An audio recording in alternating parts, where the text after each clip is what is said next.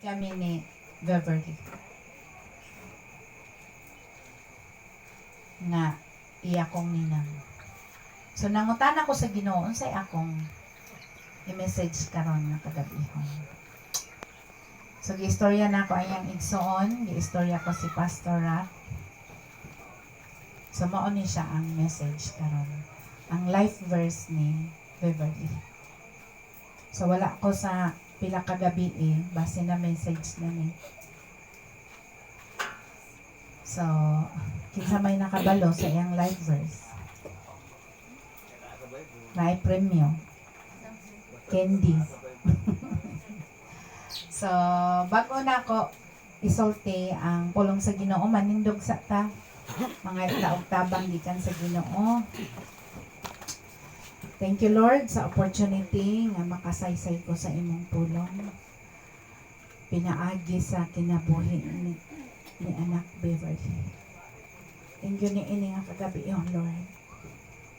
Akong prayer Ginoo nga ikaw mamuhat sa matag kasing-kasing nga magapamati karon nga kagabi yon. Na aman sa lingkuran o nagtindog man o layo man na makabati siya, naghigugma mo siya Ginoo. Na kini nga higayon imo kining katuyuan nga ang matag usa makabati sa imong pulong. Dalaygon ka Ginoo, himo ako nga angayan Lord, musulti sa imong pulong. Nagpaubos ako Ginoo. Tagay ko kaalam o kahibalo gikan kanimo. O gamita ako Lord pinasahi. Mahimo nga panalangin sa tanan. Dalaygon ka sa pangalan ni Jesus. Amen. Pwede na makapanglingkod ang pulong sa Ginoo karon nga kagabihon sa Philippians chapter 1 verse 21. So mo ni siya ang life verse ni anak Beverly. Sa in English, for to me to live is Christ and to die is gain. So ako malikon, memorize guys sa uban. For to me to live is Christ and to die is gain. No? Para kanako ang pagkinabuhi si Kristo ug ang pagkamatay ay pagdaog. Para sa imo igsoon, pangutanon ta ka. Makaingon ka ba nga magmadaogon ka kung mamatay ka? Kung naa ka sa Ginoo, makaingon ka amen. Pero pag wala ka sa Ginoo, makaingon ka nga dili pa ko andam. Ang uban mag-ingon simba ko. Palayo. In Jesus name, no? Kasi dili pa ka sure. O nang dili ka makaingon nga gain o kadaogan ang pagkamatay. So kani siya nga libro sa Filipos, gisulat ni siya ni Apostol Pablo. Og akong gibasa ang tibuok na chapter 1. Dili lang di ay karon ni siya nga panahon nato ginasulti. Kaning mag-ingon gani nga cross my heart. Promise pa bisan pa mamatay ako doon. No, sa ato man na sulti no. Sa una pa di ay na. Mao na siyang sulti ni Pablo, for to me to live is Christ and to die is gain. Bahala bisan pa kamatayon, dili ako kapugnan nga musangyaw sa pulong sa Ginoo. Mao na siya ang context ani nga verse. Gasangyaw ni siya si Pablo. Daghanay persecution, daghanay mubabag, bisan naabot pa siya sa prisuhan. Dili siya kapugnan. Maunang ingon diri kung sa ato pang pinulungan, bisan pa mamatay ako, musangyaw gayud ako. Ikaw igsoon. Ewan ko Lord, bisan na ako'y balatian. Kaya isugo ko nimo musangyaw ko. Alam nyo igsoon, as an intro, na ako'y gibati sa lawas. Nagihunggay ko kay pastor nga, musunod siguro ko kay anak Beverly. Amin po kay pastor. Nabuking si pastor. Kasi, hamok manuktok pag yun. So na ako'y kuana na gibadlong ka ng manok tok gani. Inako lang siguraduha ang imong gitok-tok.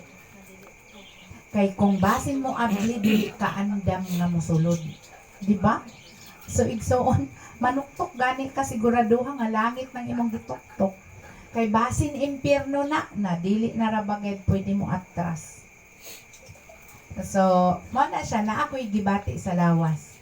Mo na ingon ako gain na sa isa nato kay igsoon. Isa pod na siya nga failure nato baka nang dili gani ta mosulti. Lain na di atong gibati. Kanang duol na di tas lupa.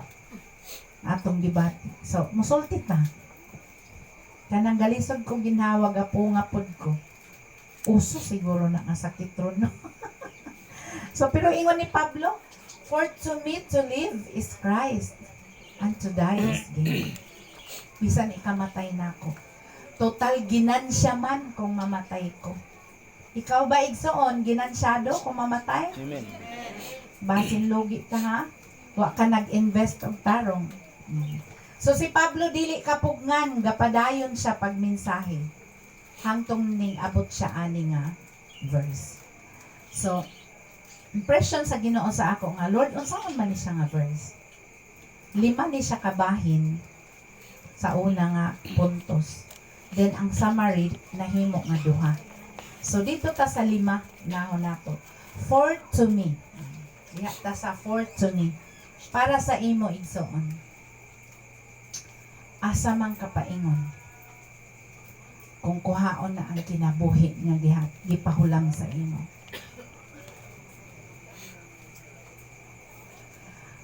Una, nga nung nasulti ng for to me, tulo ka butang na siya. Pagpili. Una, pagpili.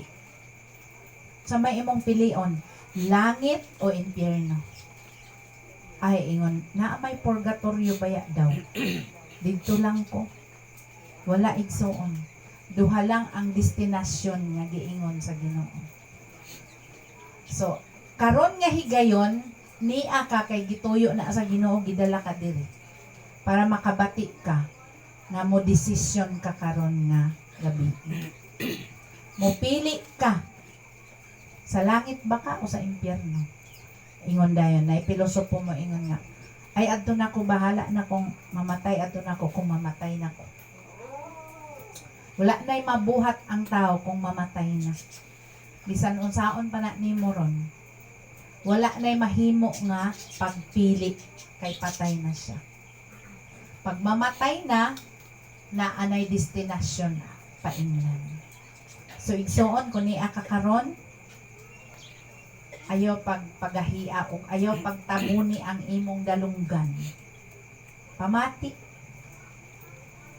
Kaya ang kinabuhi, mubo lang. So, ayaw samot pamuba. No? Pag-desisyon na. Pagpili na. Mo nang for to me. Mupili ko karon. Then, mo desisyon ko karon para kanako mo desisyon ko. Nga langit akong adtuin. Pero paano ba maadtog langit? Bisan gi simbahan di ka makaadto. No? Kay busy ka, daghan kay mga bulwaton, daghan alibay, daghan family day karon, adlaw karon sa akong kaugalingon, magpahulay ko, magjam ko, magsory-sory ko. So paano ba mo ingon ka nga adto kag langit kung ang Ginoo sa adlaw pa lang wa nimo natagai og panahon? So unsa man ang for to me?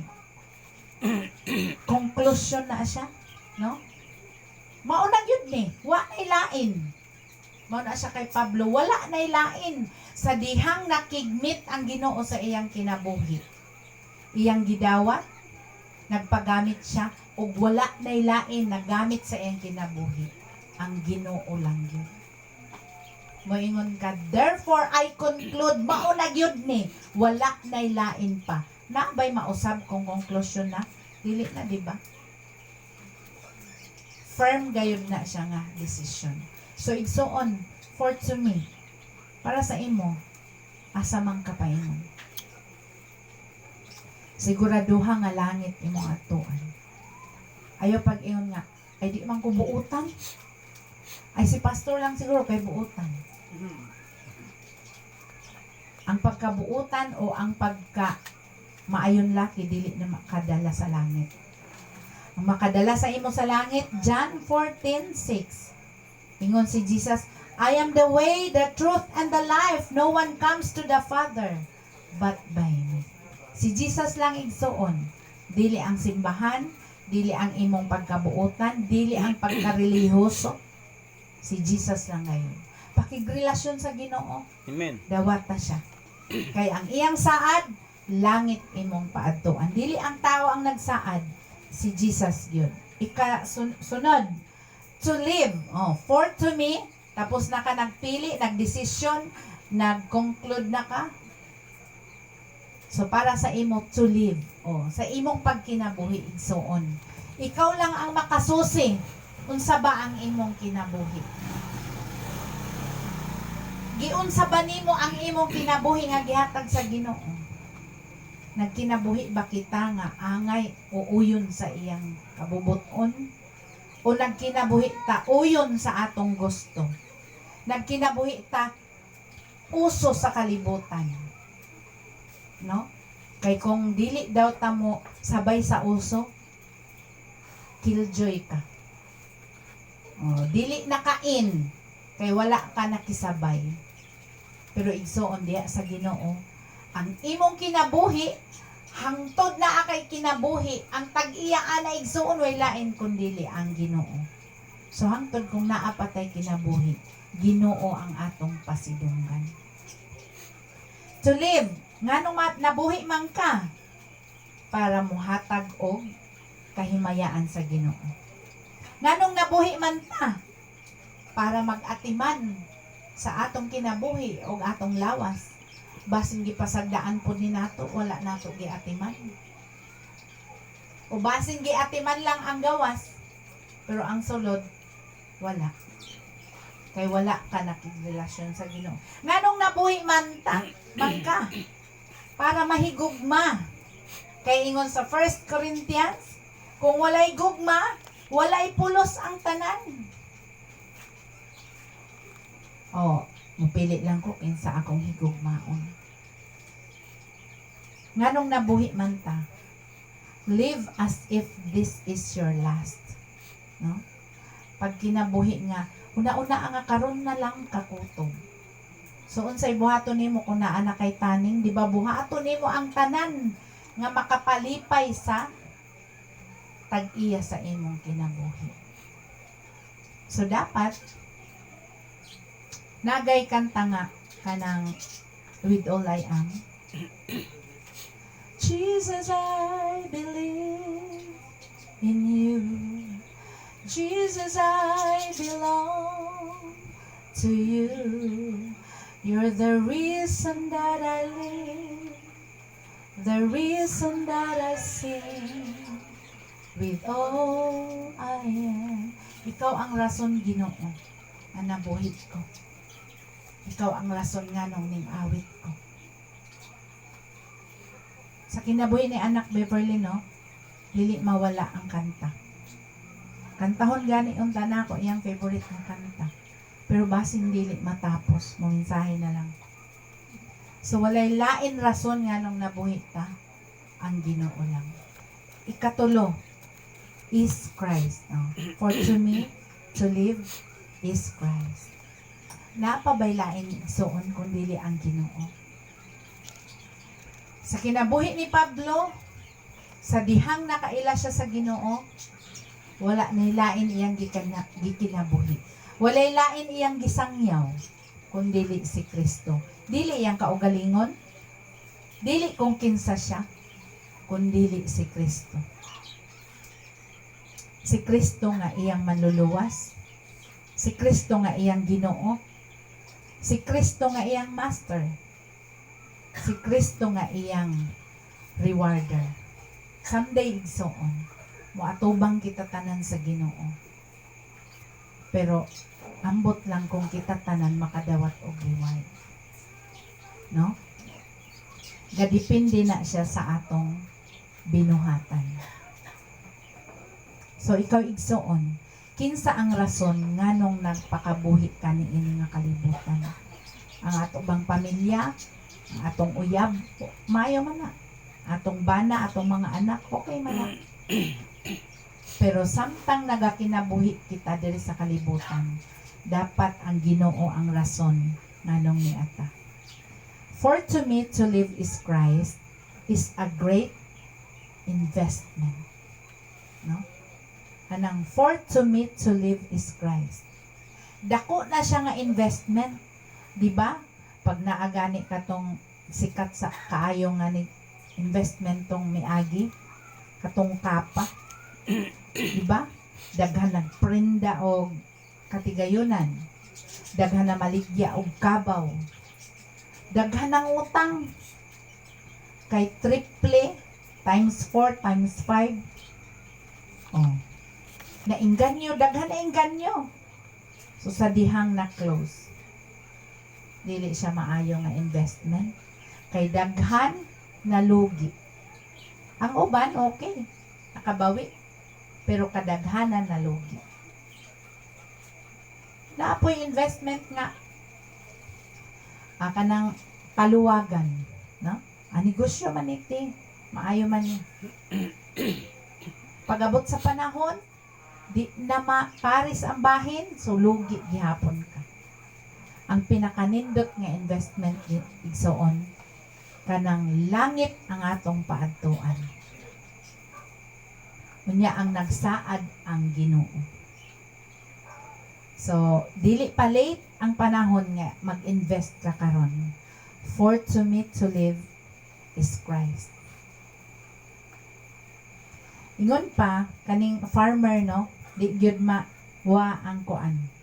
Maliban ang liso mamatay, mabuhi gayud siya. Kung balik ko nigsoon, maliban ang liso mamatay, mabuhi gayud siya. Pag itanom nimo ng liso, mamatay sa na. Pagkapatay niya, mabuhi siya. Mudahon, mulipang, mamunga. Ganyan din kita igsoon. Pag ang atong kinabuhi, atong panahon, gi-invest nato sa Ginoo, mamatay man kita, pero mabuhi kita. Diya sa Ginoo. Amen? Amen. Next is gain. Kinsa man ang ginansya? Pila ang imong ginansya? So kung mo invest ka og 100, so mag-isip ka og ginansya nga katunga 50. So naa kay 150 nga abot sa imong baligya. Pero nay uban nga times 2 ang 100 mahimo nga 200. Pero ang kanindot kon sa Ginoo kita, una nimo nga ginansya si Jesus mismo. Mingaw man. Siguro ni sila kang ginansya ay. Si Jesus mismo ang una nimo nga ginansya once mo decision ka makipagrelasyon diha sa iya. Kay naa sa iya ang kinabuhi, naa sa iya ang dalan paingon sa langit, igsoon. Naa sa iya ang kamatuoran. Unsa man ang kamatuoran? Namatay siya sa krus kay gihigugma kanya. Namatay siya sa krus kay giangkon niya tanan ang imong sala. Ang tanan nga silot nga para sa imo, iyang giangkon. Mo na siya mismo ang imong ginansya, si Jesus. Pero kung dili ka mo desisyon, nagpabungol-bungol ka, ay daghan na dayon bawal basta naanas Ginoo. Di na ako makadisko-disko makakuan unsa diha. So, lugi na dayon ka. Ikaduha ni mo nga ginansya, ang langit. Naghulat ang langit. Unya, muadto lang didto ang anak sa Ginoo. Kanang nakipagrelasyon sa Ginoo, kanang nidawat sa Ginoo, kanang nituo sa Ginoo nga namatay sa krus para sa imo, naa kay langit. Pero kung dili ka mo desisyon igsuon, impyerno ang naghulat sa imo. Then, ikatulong nga ginansya, naa kay reward sa langit.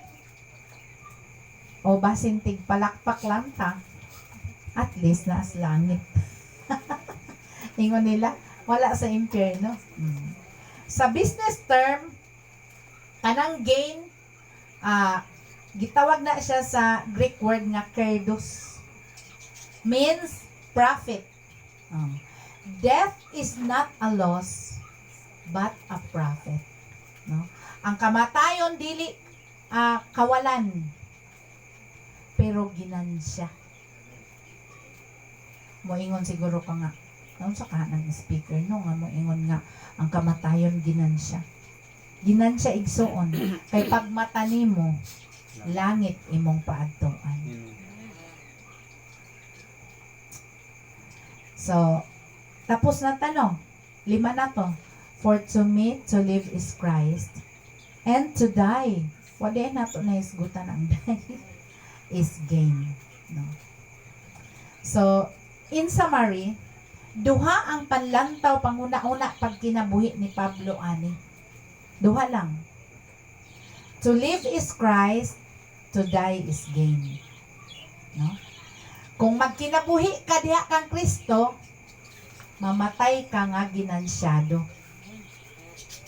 Pero kung magkinabuhi ka sa imong kaugalingon nga pamaagi, pagkamatay nimo kapildihan. So, it is your choice and it is your decision today. Una, to live is Christ. Si Kristo gyud ang nagkontrol sa imong kinabuhi. Siya ang sentro, siya ang pasidunggan mo, siya ang pahimutan mo. Sa tanan nga imong buhaton, siya lang wala nailain pa. Mao nang moingon ka, to live is Christ. Then to die is gain, a profitable end. Ang kamatayon igsuon ganansyado nga katapusan. Sunod, nganong mamatay man ta, makabaton kita og kagawasan sa mga pag-antos. Tapos na imong pag-antos kung naa kay relasyon sa Ginoo. Pero kung wala kay relasyon ang imong pag-antos hantod-hantod, walay katapusan. Then, to die is gain is absent from the body but present with the Lord. No? Ma-absent man ta kay kaning lawas mo balik man sa yuta. Dito man ni siya paingon gayud, mao man ang iyang naturalisa. Pero ang kanindot kay present with the Lord. No? Mag-atubang na ka, kauban na nimo ang Ginoo. For the last, nakoy tagaan akong acronym ang DIE. D-I-E. No? Hindi ko alam ba kung tama ni. Mao lang ning gi-impress sa Ginoo sa ako. Letter D, dying that is, letter I, invested in the Lord is evidently victorious. Akong balikon, dying that is invested in the Lord is evidently victorious. Kanang mamatay kita diha sa Ginoo, nagpakita lang nga nagmadaugon ka. Amen? Amen. Ang kamatayon nga naa sa Ginoo, pagpakita lang na nga nagmadaugon kita. So igsoon, kinsa man ang rason nganong nabuhi ka. Hinaut ako karon nga kagabihon nga makahimo ta og desisyon. So, dito ko sa opportunity na manggid nako nakagunit kog may. Adto ko sa kay anak Beverly. Ingon pa si Pastor Gaina nalipong daw siya kay wa siya nihilak. Pagtanaw niya kay anak Bebs, gipugngan niya ang iyang hilak. Kay gusto niya manggod ablihan, kay iyang plastaron kay nagtakilid gamay si Beverly. Abdi kay manggod ni siya mo plastar. So, ako po ako naghilak. Muhilak manggid tanong kay masubo man ta. So, ang akong experience nga kauban si anak Beverly, kadtong bag-o lang sila minyo ni Pastor Rocky.